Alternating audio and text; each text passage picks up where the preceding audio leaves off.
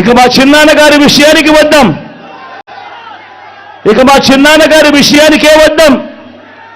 మా వివేకం చిన్నాన్నను ఎవరు చంపారో, ఎవరు చంపించారో ఆయనకు, ఆ దేవుడికి, ఈ జిల్లా ప్రజలందరికీ కూడా తెలుసు ఏం జరిగింది అన్నది. కానీ బురద జల్లేందుకు ఇద్దరు చెల్లెమ్మలను ఎవరు పంపించారో, వారు వెనకాల ఎవరు ఉన్నారో మాత్రం మీ అందరికీ కూడా రోజు కనిపిస్తూనే ఉంది. ఇంకా ఆశ్చర్యం ఏమిటో తెలుసా? వివేకం చిన్నారను అతి దారుణంగా చంపి, అవును నేనే చంపాను అని అతి హేయంగా బహిరంగంగా చెప్పుకుంటూ తిరుగుతున్న ఆ హంతకుడికి మద్దతు ఇస్తున్నది ఎవరు? మీరే. రోజు చూస్తున్నారు కదా అని అడుగుతా ఉన్నాను.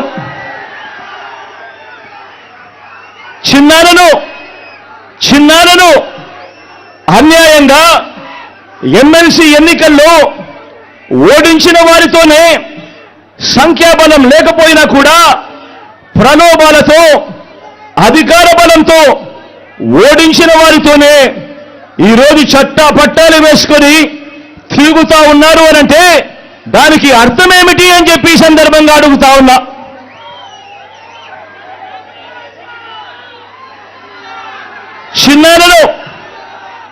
చిన్నాన్నకు రెండో భార్య ఉన్న మాట వాస్తవం అవునా కాదా?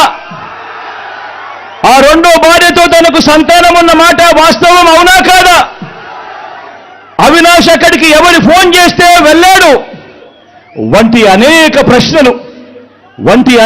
ప్రశ్నలు అవినాష్ తన అనేక ఇంటర్వ్యూస్లో, తన ప్రెస్ కాన్ఫరెన్స్లో తాను లేవనెత్తిన ప్రశ్నలు సహేతుకమే కదా అని చెప్పి ఎవరైనా అవినాష్ వైపు ఎవరైనా మాట్లాడితే చాలు వెంటనే వారి మీద కూడా అడ్డగోలు ఆరోపణలు చేస్తూ కుట్ర రాజకీయాలు చేస్తూ ఉండడం ధర్మమేనా అని చెప్పి ఈ సందర్భంగా ప్రతి ఒక్కరిని కూడా అడుగుతా ఉన్నా.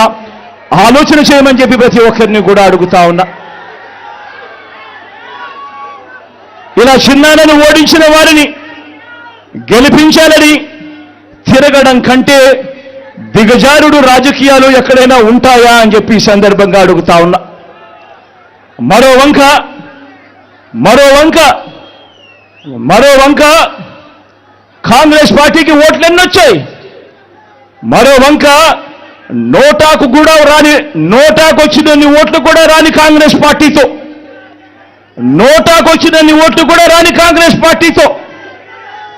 రాష్ట్రాన్ని విడగొట్టిన కాంగ్రెస్ పార్టీతో, ప్రత్యేక హోదాను విభజన చట్టంలో చేర్చకుండా రాష్ట్రాన్ని దుర్మార్గంగా విడగొట్టి రాష్ట్రానికి అన్యాయం చేసిన ఆ కాంగ్రెస్ పార్టీలో చేరి వైఎస్ఆర్ గారి పేరును ఆయన చనిపోయిన తర్వాత ఛార్జ్షీట్లో పెట్టిన ఆ కాంగ్రెస్ పార్టీకి మొత్తంగా వైఎస్ఆర్ గారి పేరునే తుడిచివేయాలని, కనబడకుండా చేయాలని ప్రయత్నిస్తున్న వారికి ఓటు వేయటము అనంటే దానివల్ల ఎవరికి లాభము అన్నది ప్రతి ఒక్కరూ కూడా ఆలోచన చేయమని కోరుతా ఉన్నా.